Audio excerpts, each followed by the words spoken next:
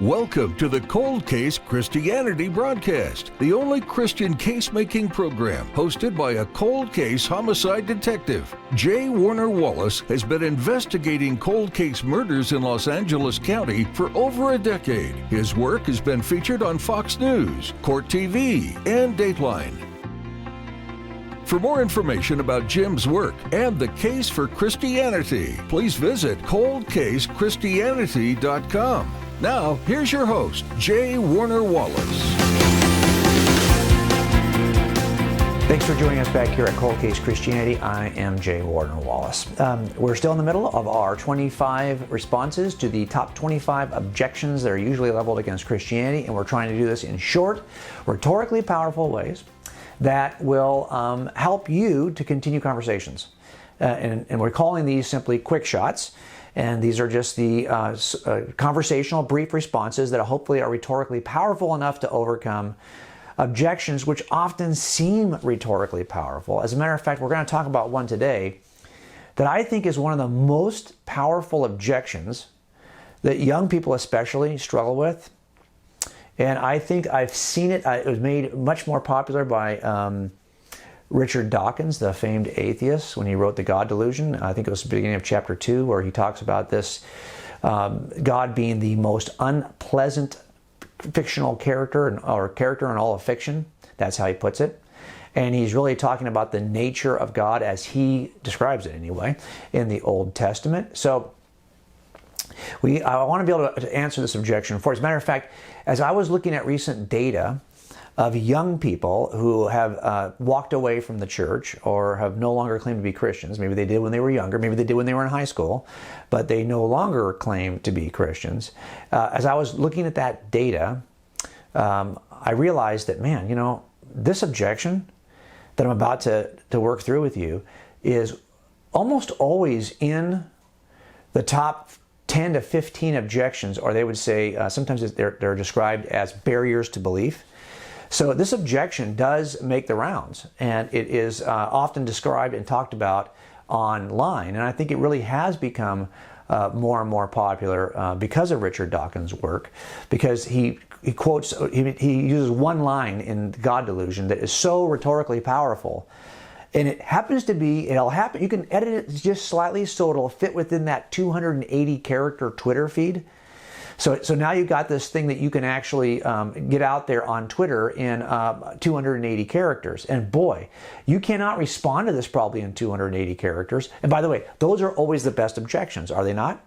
The objections I can write in just a Twitter post or underneath someone's comment. We're now, I think, far enough into our lives as social media junkies that all of us, probably all of you who are watching this, at least are aware or have a very active platform on social media where you're interacting with your friends, your family, you're watching your kids grow up, you're hanging out with your friends, you're watching and your friends across the country. You're able to connect with them. If you're in college, you can still connect with your old friends from high school. If you're in high school, you can connect with all your high school friends.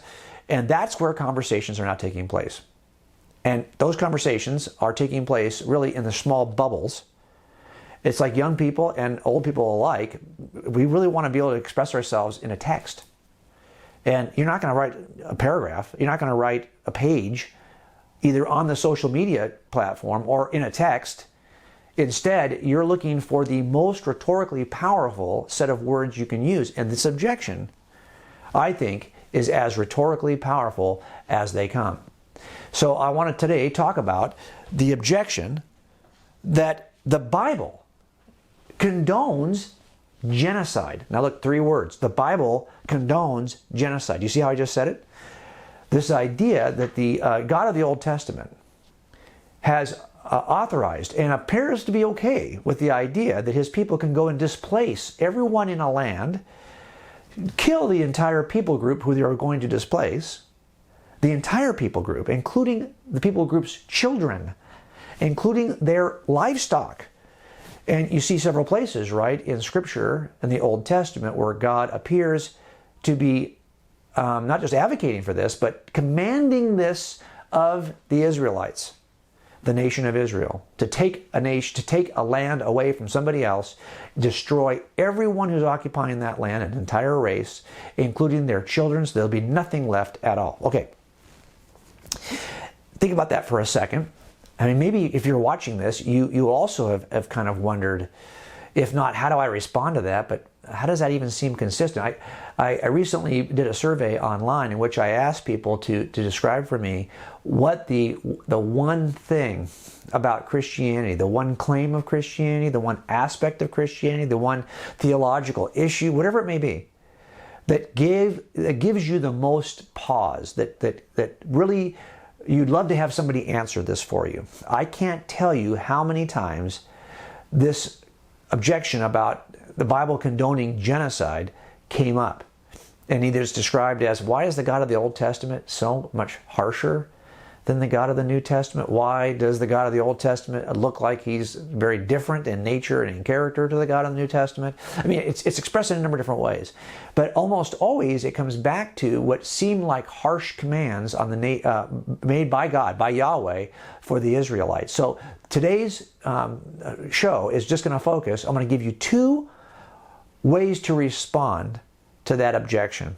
And as I offer these are quick shots. These are not going to be tomes. These are not going to be, we're not doing an hour show on this. I'm just going to give you something you can say in response to somebody who offers the objection. I hope it starts you, though, thinking about how much more you might need to know, how much more you might need to research this to be able to effectively answer it even in your own mind. So let's take a break. When we come back, I'll give you the first response to this objection that God, for whatever reason, condones genocide.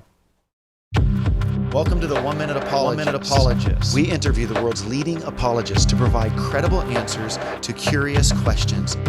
When it comes to the resurrection of Jesus Christ, here's a question for you. Did the disciples lie about it? That's one of the things I actually assumed before I started working cold cases. I had a lot of doubt. I was a skeptic. I was not a believer until I was 35. And the issue about whether they lied, I think, was resolved for me as I began to work conspiracies myself. So I understand now what is required for a successful conspiracy. And typically there are 5 things that are required. First thing is the lowest number of conspirators. The lower the number, the less chance someone's going to give it up.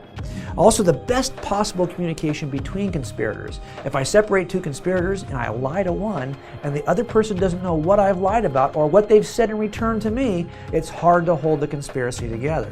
Close family relationships are also important. If you've got a son and a mom involved, no one's going to want to talk to you at all, probably because you're too close to each other to want to get involved in that. Low pressure. Very low pressure on a conspiracy is very, very important. As you look at the elements of conspiracies, I don't see any of these present in the 12. Way too many conspirators, separated by thousands of miles without any way to communicate back and forth to one another, under incredibly high, like 24 kind of pressure, you see, no way I can see them holding up, especially when I don't think they're properly motivated. Let me explain that. Motivation really comes down to, why would I lie? Yeah. Why would I do anything I shouldn't do? Why do I commit a murder? It's always the same 3 motivations that I see working these kinds of cases. It always comes down to money, sex, or power. If I'm trying to gain something in one of those 3 areas, I'm motivated to do something I should not do. I would simply want to know, what is the alleged motivation for the disciples? Did they gain something in any of these 3 areas that would have motivated them to give up their lives for something they knew wasn't true? And we have no other ancient record related to the 12 other than them being martyred for what they said they believed, or they said they saw happen to Jesus. So I think those 2 things, lack of motive and the lack of the elements of a true successful conspiracy, lead me to say, was it possible? Anything's possible. It's just not reasonable. Very compelling.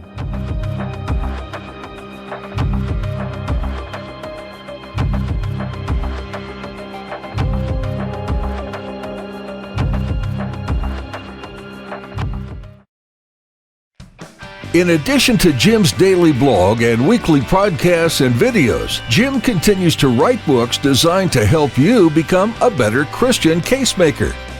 At coldcasechristianity.com, you'll find a link to Cold Case Christianity, God's Crime Scene, Forensic Faith, and Alive. These resources will help you defend what you believe and share it with others. And if you want to help your kids become Christian casemakers, be sure to check out the kids' versions of Jay Warner's books. It's going to be 122. Okay, remember that all of these quick shots are available on our app, which you can go to coldcasechristianity.com, the website. You can find a link there, a tab, which you can connect and download this app onto your either your iPhone or your Android platform. It is absolutely free. It's also a great place to connect with me. I answer questions there every morning that are offered by people who use the app. I post all new content on there every week.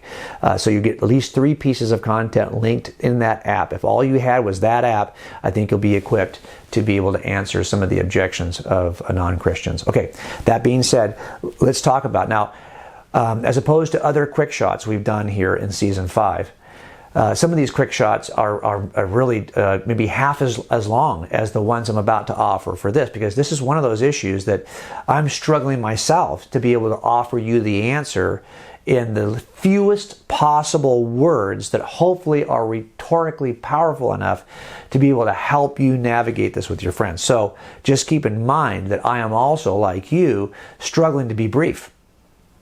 But again, we're in a culture that brevity is the winner of the day almost all the time. So let me offer the first way I might respond to the objection that God, the God of the Old Testament, Yahweh, is a brutal beast who authorizes and condones genocide.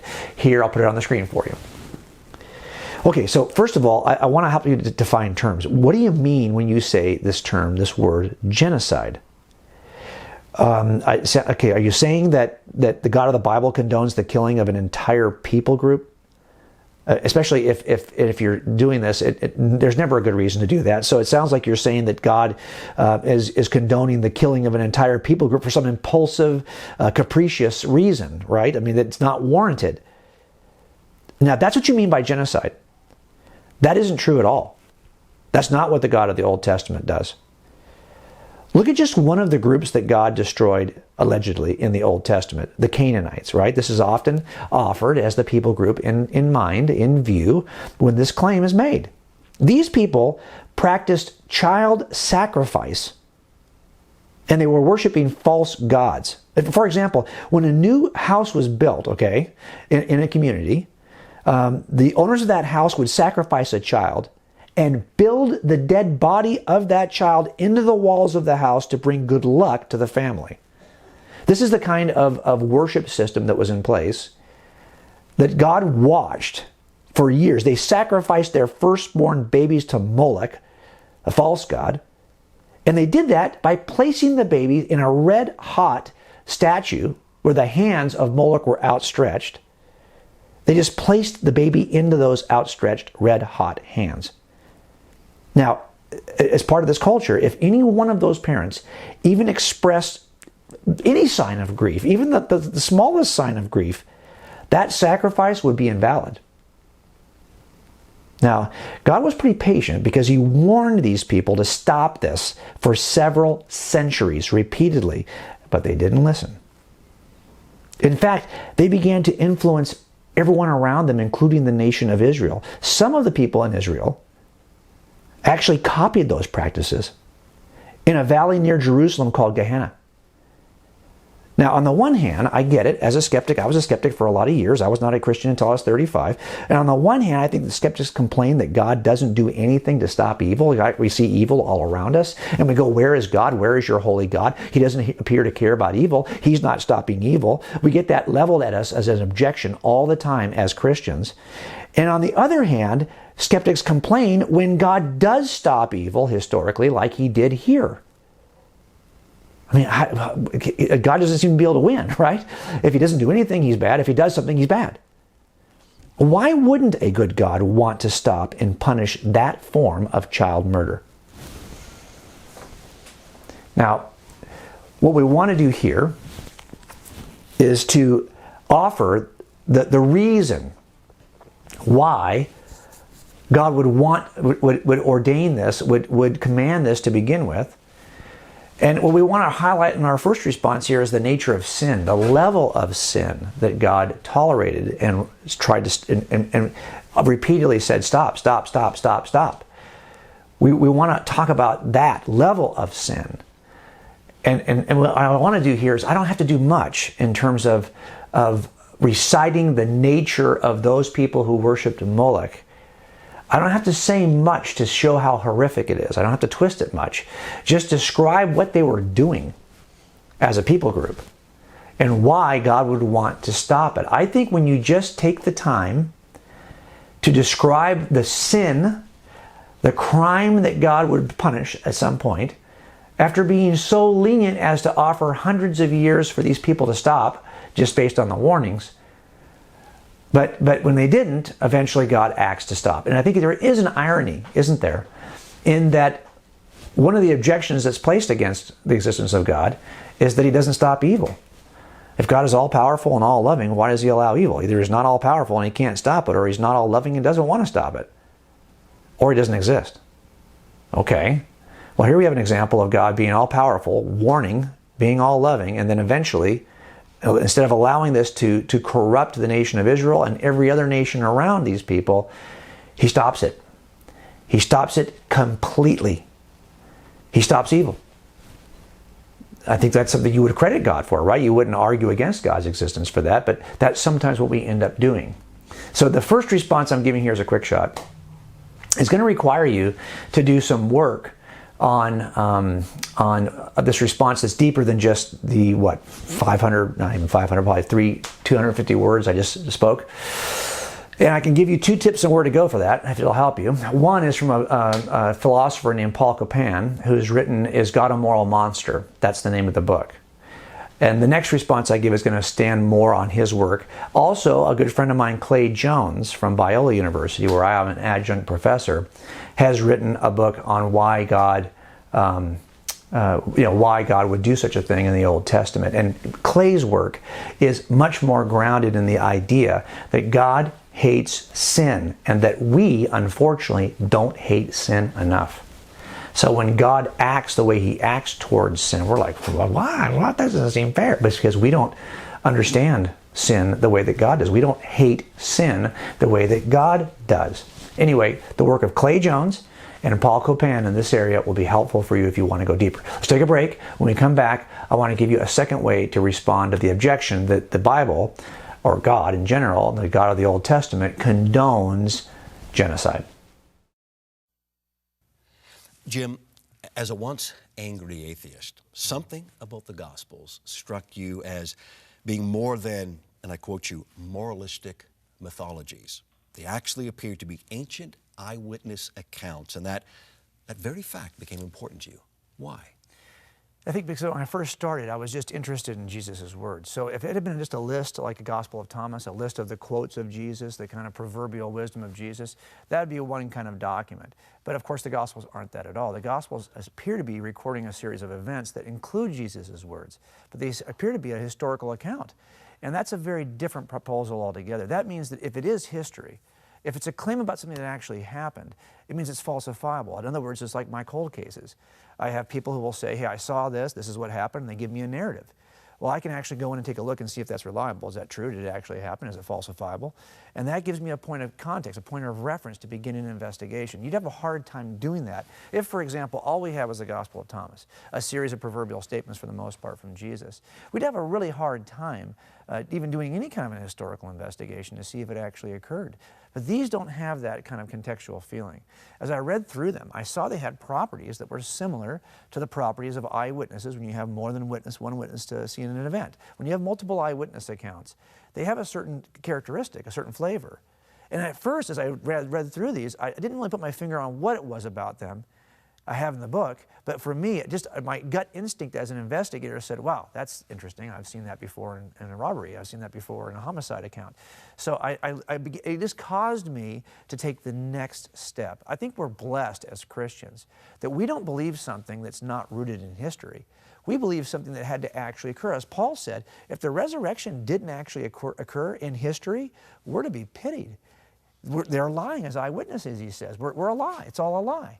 And that's the beautiful thing about Christianity, is it's something you can actually investigate. I'm grateful for that, because as an investigator, that's exactly how I came to faith.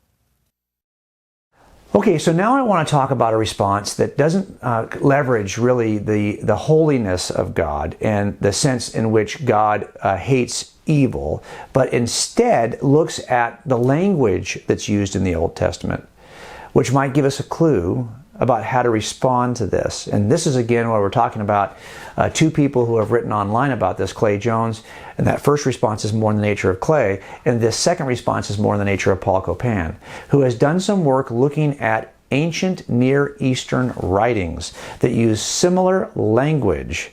And does it tell us anything? Can it tell us anything about what God really said on the pages of Scripture? So let's take a look at this slightly different way to respond. I'll put it on the screen for you. Okay, so you say that Bible condones genocide. All right. Genocide, I think we would agree, is the utter and complete destruction of an entire ethnic people group. But the God of the Bible never commanded such a thing. I know why you might think that, but the language of the Bible is confusing, and it might have confused you. The ancient Bible authors are just that. They're ancient. So they use ancient Near Eastern expressions that sound like utter destruction when in fact they don't actually mean that. For example, Joshua, and if you look at this in Joshua chapter 10 verse 40, it says in the Bible that Joshua utterly destroyed all who breathed in Canaan. Yet later in the same Old Testament book now, right, the book of Joshua, we find that the Canaanites are still in the land. They still remain in the land. Now, how can that be? Is the Bible lying? Is he just so stupid in the ancient world that they can't figure out that if I tell you I destroyed everything, I can't later on expose that I didn't by showing those people are still there? No, I don't think that's the case at all. I think the ancient expressions that are used, and this is based on some of the work that Paul has done, are similar to modern expressions that we use all the time, modern metaphors. Like last night, if you watched the game, you might say, oh, the Lakers killed the Pistons. Well, I could say the next day, well, that's not true. I saw the Pistons getting on the plane to go home afterwards. They weren't killed.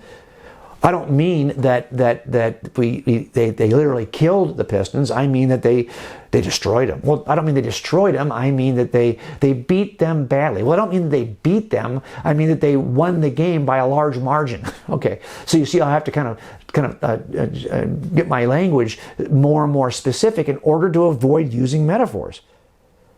So in many cases, the commands to utterly destroy that you see in the Old Testament regarding any people group are more akin to saying to render this group completely unable to harm or influence you. Now you can do that without having to destroy every last member of that group.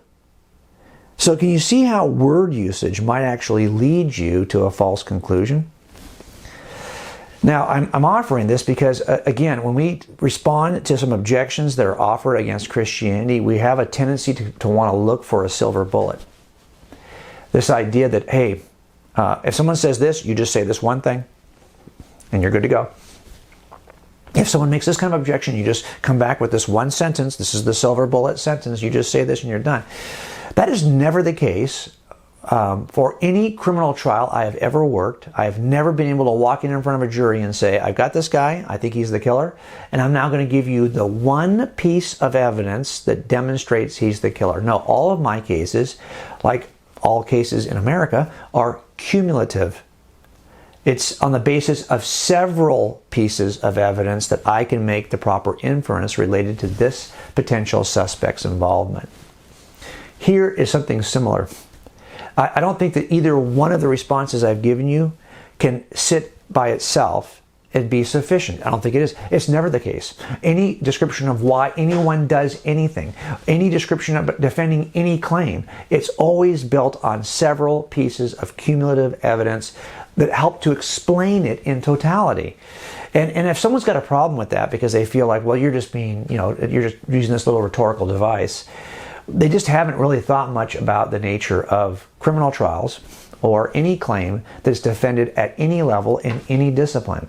Most of the time, we don't even make inferences about science until we have several pieces of scientific evidence, hopefully from different kinds of disciplines, that all point to the same reasonable inference. Then we can have great confidence that this is a good inference. Same thing happens here. I think we have to do two things when responding to this idea that God condones or that Bible condones genocide. Number one It all comes down to definitions. What do we mean by genocide? Number two, what do we mean that when we talk about the language used in the Bible about entirely destroying a people group? Number three, what do we think about the nature of sin? And do we ever think that a God who's holy would be just enough to stop sin?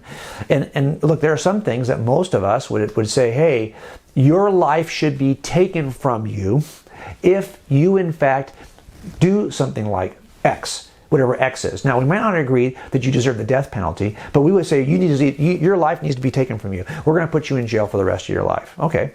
You're still taking someone's life from them.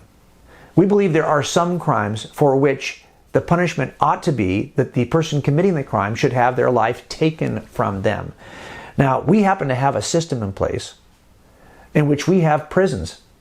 So when someone does something that egregious, even if you said, I don't believe in the death penalty, well, you can then have the option of life in prison without the possibility of parole. We call that an LWOP.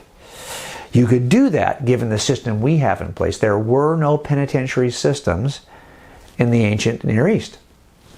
To take someone's life from them for having done something that's so egregious that it's worthy of having your life taken from you, you have less options in the ancient Near East. So in one of the responses, the first one, we're really talking about the nature of sin and what is due certain types of actions, child murders.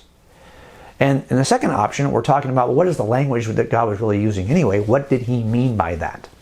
And we know he meant something other than utter total destruction, unless Joshua, the writer of whoever was writing Joshua, if you don't even believe that I happen to, but if you don't believe that Joshua wrote Joshua, the Old Testament author has got to be an idiot if he's going to say that God commanded this and Joshua said he did it, but he didn't really do it.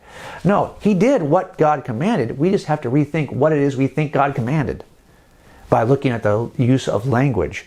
The same way you would say, hey, I don't think when I tell you that the Lakers killed the Pistons last night, that they actually murdered the entire team. Now, that being said, I hope that these two answers will help you begin conversations. And again, it's going to require you to know more. You don't know a lot more. Because I don't need you to be a mile ahead of me in order to lead me to truth. As a matter of fact, if you were a mile ahead of me on a path, if you make a right-hand turn, I won't even see you make it. You're too far ahead of me. I just need you to be a couple of steps ahead of me. That means that we're going to have to be a couple of steps ahead of our friends and family members if we want to lead them to truth. Let's start to get a couple of steps ahead of them.